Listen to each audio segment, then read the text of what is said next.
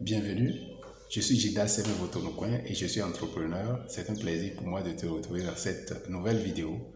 Et si tu es un jeune qui est en quête d'idées d'entreprise, tu as ton idée mais tu ne sais pas comment la concrétiser, tu es en quête d'emploi ou tu es cadre d'entreprise, tu veux passer à un autre niveau de ta vie et de ta carrière, tu veux être libre financièrement, tu es à la bonne place et au bon moment. Aujourd'hui, nous allons parler du prix intellectuel. Je te rappelle pour toi qui viens de nous rejoindre que ceci est une série de vidéos intitulée « De quoi ont besoin les jeunes pour réussir ?» Nous sommes à la deuxième épisode de la 5e saison qui est intitulée « Jeune, es-tu prêt à payer le prix intellectuel ?» Hier, nous avons parlé du prix spirituel. Dans le prix intellectuel, nous allons parler de compétences, nous allons parler d'habileté, nous allons parler de savoir-faire. Qu'est-ce que c'est que le savoir-faire? Le savoir-faire, c'est une connaissance profonde que tu as par rapport à un domaine précis. Pour avoir les compétences, il faut se faire former. Il faut par exemple aller à l'université, aller à l'école de façon générale. Il faut se faire former pour avoir des compétences. L'habileté, c'est le soin que tu donnes à ton activité. Et pour comprendre cela plus rapidement, laisse-moi te donner une référence encore dans la Bible. Proverbe 22, verset 29. Tu peux chercher cela sur Google. La Bible dit que les gens qui sont très habiles dans leurs activités, ils se retrouvent toujours auprès des rois. Ça dit que quelqu'un qui prend du soin dans le travail qu'il fait, il est discipliné dans ce qu'il fait. Et il prend du soin, il donne du soin à son activité. Il a l'esprit des détails dans son activité. Il va toujours se retrouver avec les grandes personnalités, se retrouver à la bonne place. Regardez par exemple la nouvelle statue qui a été posée au Bénin, la statue de l'Amazone. Le monsieur ou la compagnie qui a fait ce travail, imaginez le soin qu'ils ont donné à leur activité. Imaginez un peu le processus qui a conduit à leur choix. On n'a pas choisi ça au hasard, n'est-ce pas? Maintenant, le savoir-faire. Le savoir-faire, ça se définit avec le temps. Pour que tu comprennes encore plus vite, prenons un mécanicien par exemple. Il y a votre voiture qui est en panne et vous avez parcouru plusieurs mécaniciens qui n'ont pas pu régler le problème. Mais cette dame, ce monsieur est venu et rien en entendant le son du moteur a su là où se trouvait la panne.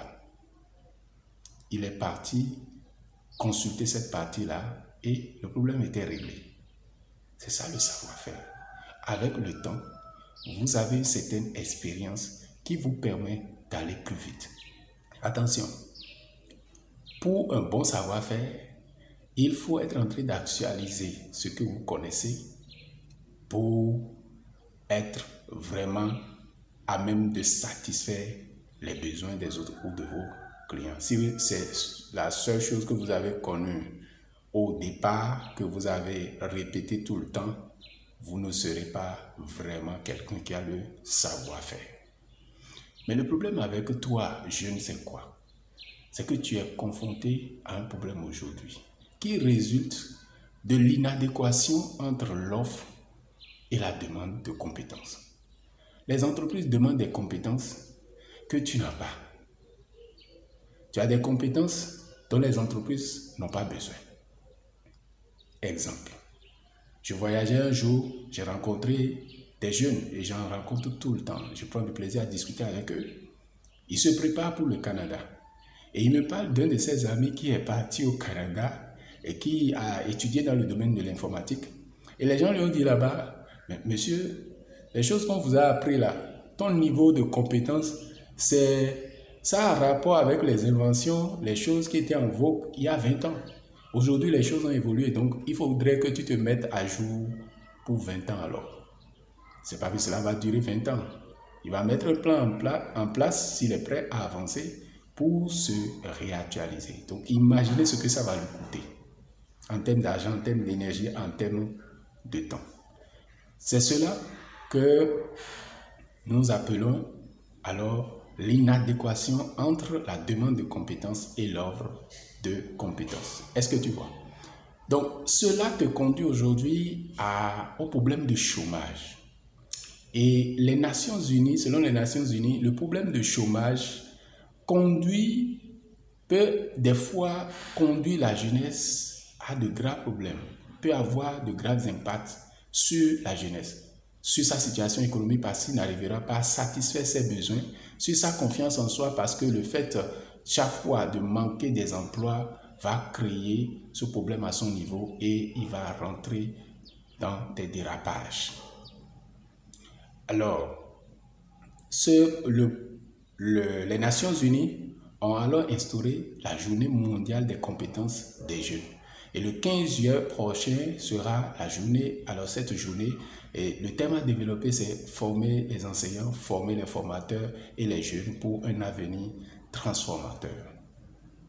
Ce que j'aimerais partager en plus avec toi aujourd'hui pour que tu ailles de l'avant est de faire attention à ton orientation.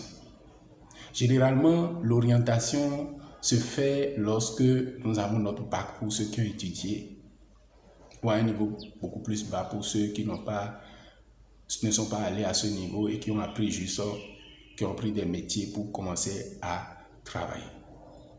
Et ça se fait par les écoles, les universités, ça se fait aussi par les parents. Ce à quoi je t'invite en tant que jeune, c'est de pouvoir faire attention à ce moment et de jouer ta part. Prends tes propres informations, contacte des amis, contacte des connaissances, va sur Internet, consulte-toi toi-même, connais-toi toi-même. Et il faut savoir ce que tu veux et ce qui se fait actuellement pour faire un pont entre les deux. Il ne faut pas juste se présenter en position de rébellion comme tes parents ou bien dire, bon, c'est diplôme qu'ils veulent, je vais leur donner diplôme, ça va s'arrêter là. Non, c'est ton avenir qui est en jeu. Tu devras jouer ta part. Alors, est-ce que tu vois? Donc, je te donne mon exemple. Lorsqu'il s'agit pour moi de commencer le secondaire, par exemple, en ce moment, je n'avais aucune information. Et quelqu'un a dit, mon père, oriente ton enfant vers à recevoir une formation militaire. Quelqu'un d'autre lui a dit, une formation en comptabilité serait utile pour lui. Alors mon père a dit, ok, tu vas faire la comptabilité. Mais la chance que j'ai eue, c'est que mon père m'a donné certaines largesses en me disant, mon fils, ok, durant ton cursus, fais attention et vois, identifie ce que tu veux vraiment. Si tu veux changer de filière ou bien tu veux te réorienter, dis-le moi et on va en discuter. Et avec le temps, je me suis réorienté jusqu'à me trouver devant cette caméra pour te parler aujourd'hui. Mais en temps, ce que je ne t'ai pas dit, c'est qu'avant mon BPC, mon père a l'habitude d'acheter les magazines Planète Enfant. C'est un ancien magazine, hein. Je ne sais pas si cela continue à être produit. Et j'ai participé à un concours dans ce magazine et j'ai reçu le 5e prix au plan mondial. Ce magazine, ce cadeau, quand mon père l'a reçu, il était étonné, mais comment tu as fait et tout. Bon. Bref, en ce moment, mes parents auraient dû se poser la question, mais cet enfant, il semble qu'il s'intéresse à la lecture, à l'écriture, comment nous pourrions l'orienter? Il ne s'agit pas ici d'accuser les parents ou d'accuser qui que ce soit, mais je vais te montrer à partir de quand et comment nous pouvons commencer par manifester des dons et des talents qui pourront nous aider plus tard. La chance que moi j'ai eue, c'est que mon père m'a donné certaines largesses pour faire mes choix après le BPC, après le bac, j'allais dire.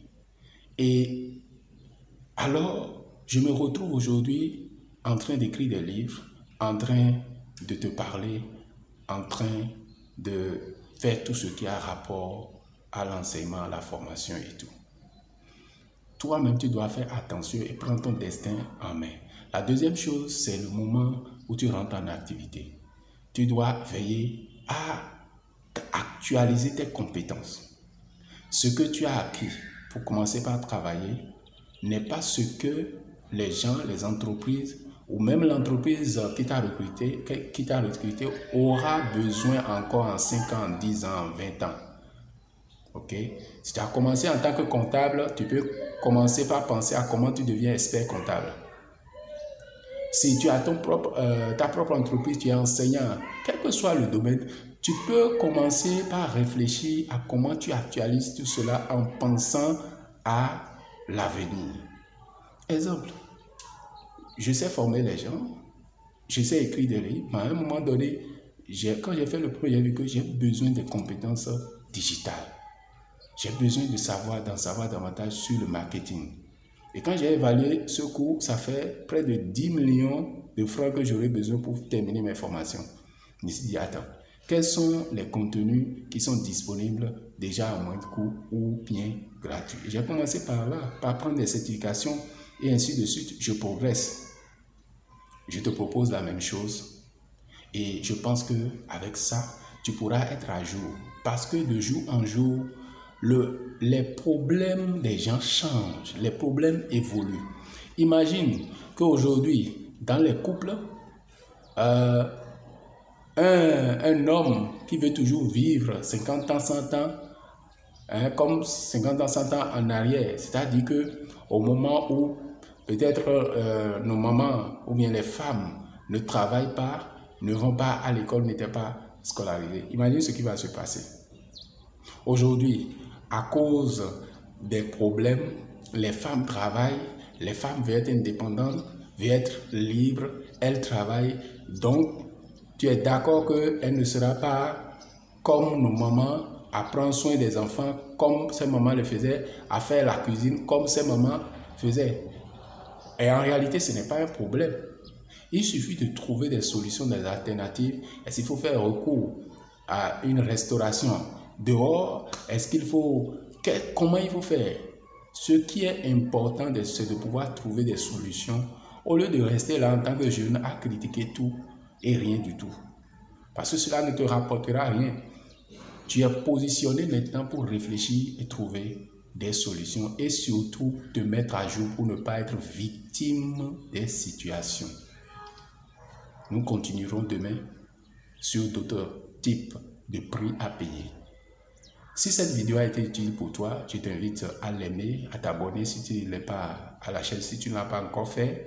Partage la vidéo dans tous les forums de jeunes pour que les jeunes soient vraiment informés, qu'ils soient éclairés et qu'ils deviennent responsables. D'ici là, porte-toi très bien et ciao, ciao.